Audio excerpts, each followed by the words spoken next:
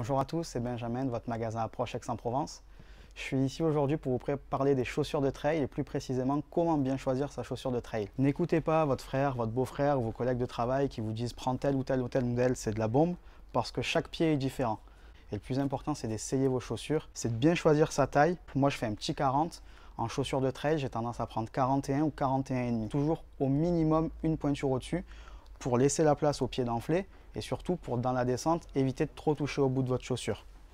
Le deuxième point important, c'est le drop. Qu'est-ce que c'est le drop?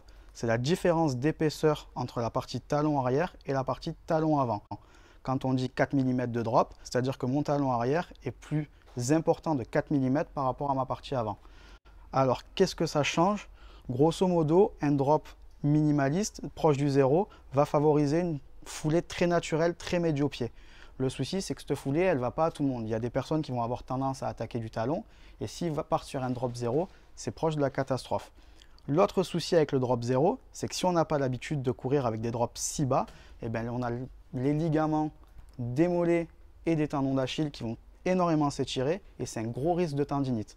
Donc faites bien attention au drop, on passe jamais d'un très fort drop comme 10 ou 11 mm à 4 ou à 0. Troisième chose importante, c'est choisir sa chaussure en fonction de son gabarit.